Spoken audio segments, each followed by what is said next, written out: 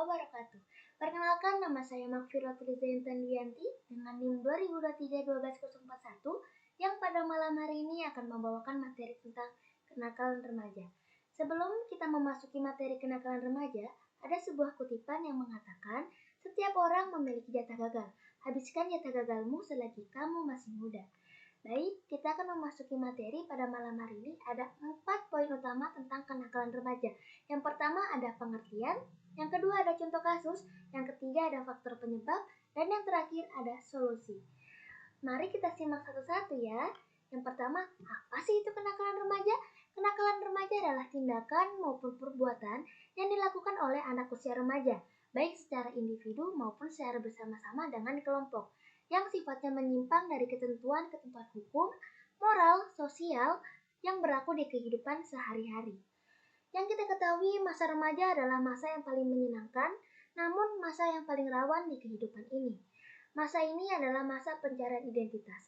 Untuk menemukan siapa jati dirinya, remaja selalu ingin mencoba-coba. Dilansir dari buku pendidikan lingkungan dan budaya, keinginan untuk mencoba-coba dari segala sesuatu yang kadang-kadang membuat kesalahan, sehingga menimbulkan kekesalan lingkungan dan kekesalan orang tua. Maka itu yang dinamakan oleh kenakalan remaja. Baik, lanjut kita memasuki kasus. Di sini ada beberapa contoh kasus yang terjadi pada pekan-pekan lalu yang terjadi di Bontang. Namun, sebelum itu kita harus cari tahu dulu apa sih bentuk-bentuk kenakalan remaja. Kenakalan remaja itu berbagai bentuknya. Bisa saja penggunaan narkoba atau obat-obatan, lalu penggunaan miras atau minuman keras, minuman oplosan, tawuran, balapan liar. Banyak contoh kasus yang terjadi di kenakalan remaja ini. Di Kota Bontang ini yang pertama ada seorang pria di Tanjung Laut yang ditangkap Satres Narkoba Bontang. Dengan judulnya saja kita sudah mengetahui bahwa pria ini menggunakan narkoba. Aduh, sudah tahu Indonesia ini banyak aturannya. Itu mencelakakan diri sendiri, merugikan lingkungan pula. Kenapa sih remaja usia zaman sekarang selalu mencoba-coba hal yang baru? Lalu yang kedua, ada kembali lagi terjadi balapan di YPK. Siapa sih yang tidak tahu jalanan YPK?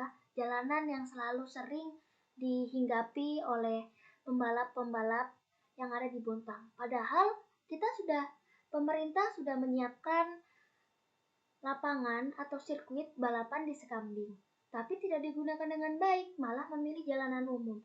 Padahal itu sudah sangat jelas membahayakan dirinya sendiri, membahayakan orang lain, mengganggu warga dengan suara knalpot-knalpot bisingnya itu. Heran ya, kenapa sih anak usia remaja di Bontang ini selalu saja mau mendekatkan diri kepada Tuhan? Lalu yang terakhir, ada salah satu kafe di Kota Bontang diserang oleh sekelompok orang tak dikenal hingga karyawan dikeroyok tanpa sebab. Masya Allah, ada-ada aja ya. Sudah melakukan kesalahan, pengeroyokan, rame-rame pula. Apa nggak kasihan tuh korbannya sampai jatuh? Sampai untung aja ada helmnya ya. Kalau nggak tahu sudah nasibnya. Cobalah untuk anak remaja di Kota Bontang ini supaya berpikir lebih jernih, berpikir lagi ke depannya sebelum melakukan. Selanjutnya ada faktor penyebab. Faktor penyebab kenakalan remaja di Bontang. Yang pertama adalah faktor penyebab eksternal, seperti masalah keluarga, lingkungan, pengaruh teman sebaya, dan ekonomi.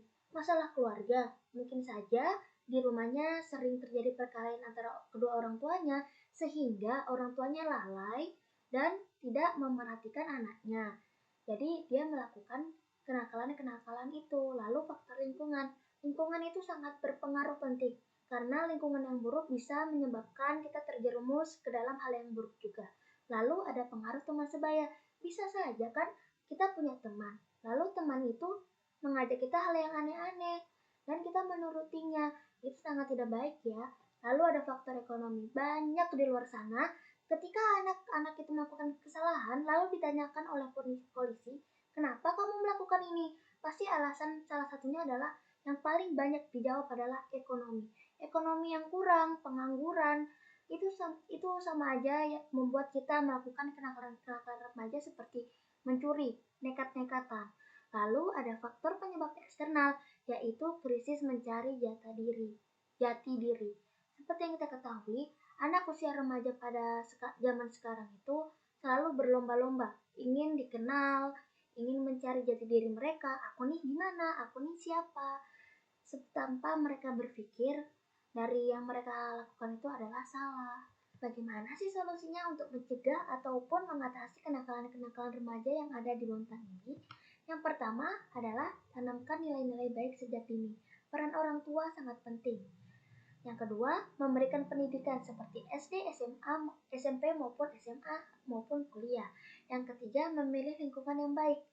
Ketika kita berada di lingkungan yang baik, pasti kita akan melakukan hal yang baik. Tetapi ketika kita berada di lingkungan yang buruk, pasti banyak tuh yang mengajak-ajak, ayo kita melakukan ini, ayo kita melakukan itu, tanpa berpikir panjang karena kita berada di lingkungan yang buruk. Pentingnya ya, kita mencari lingkungan yang baik itu. Yang keempat, kita menjaga komunikasi tetap terbuka. Nah, ini salah satunya peran orang tua yang sangat-sangat penting.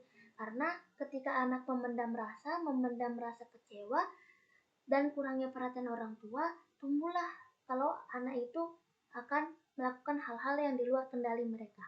Yang kelima adalah memahami perasaan remaja.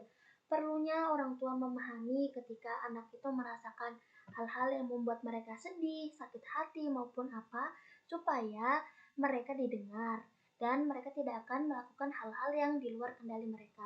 Yang terakhir adalah mengendalikan diri. Untuk orang-orang dan anak-anak di luar sana, harus bisa mengendalikan diri, karena ketika mereka tidak bisa mengontrol emosi, mengontrol rasa-rasa untuk hal mencoba itu, mereka tidak akan bisa. Jadi pentingnya beberapa peran, baik orang tua, baik diri sendiri, lingkungan, dan teman, itu semuanya bisa menjadi satu. Ketika salah satunya hancur, pasti akan hancur semua. Wah, akhirnya materi kita pada malam hari ini selesai juga ya. Ada sebuah kutipan, yaitu masa lalu adalah pelajaran, masa kini adalah kesempatan, dan masa depan adalah tantangan. Saya Makfirat Reza Intan Dianti, pamit undur diri. Wassalamualaikum warahmatullahi wabarakatuh. Dadah!